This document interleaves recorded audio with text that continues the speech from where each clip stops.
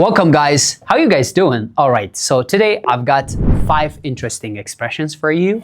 If you stay tuned all the way to the end, you will make the most out of this video, trust me. የመጀመሪያው ኤክስፕሬሽናችን ወዴት ነው? እንዴት ነው የምትሉት በእንግሊዝኛ? ወዴት ነው? Where are you off to? Where are you off to? ብላችሁ ነው የምትጠቀሙት። ቀላል ነች። Where are you off to? Where are you off to? Where are you off to this time?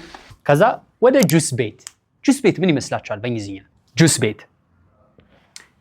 ጁስ ባር ይባላል። ባር ጁስ ባር። ኦኬ ሶ ወደ ጁስ ቤት ስትሉ to the juice bar.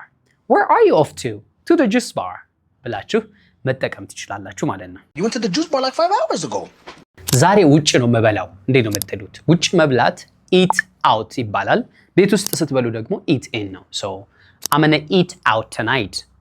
I'm gonna eat out tonight. ዛሬ ማታ ውጭ ነው መበላው እያላችሁ ነው። So ውጭ መብላት ሲባል እንግዲህ ሁለት አይነት ውጭ መብላቶች አሉ። አንደኛው በረንዳ ላይ ሊሆን ይችላል ከቤት ወጣችሁ፣ እሱ eat outside ነው የሚባለው። eat out ማለት ግን ሬስቶራንት ሄዳችሁ ምግብ እንትን ብላችሁ ስትበሉ እዛ eat out ይባላል። So I'm gonna eat out tonight ብላችሁ መጠቀም ትችላላችሁ ማለት ነው።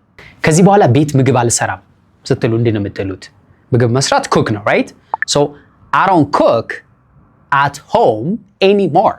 Anymore ማለት በቃኝ ከዚህ በኋላ ማለት ነው። So I don't cook at home anymore. I don't cook at home anymore. በቃ ቤት ከዚህ በኋላ ምግብ አልሰራም። ታዲያ ምንድነው የምታረገው? I'm gonna eat out. ውጭ እበላለሁ። I'm gonna eat out. Yes, well, we'll eat out tonight. We're going to eat out tonight. So how come you wanted to eat in tonight? በቃ እንደተመቸሽ ስትሉ እንዴት ትላላችሁ? All right, suit yourself. Suit yourself. ከዛ like connected speech ሲሆን suit yourself. Suit yourself? Well, suit yourself. All right, suit yourself ብላችሁ እንደዚሁ መጠቀም ይቻላል ማለት ነው።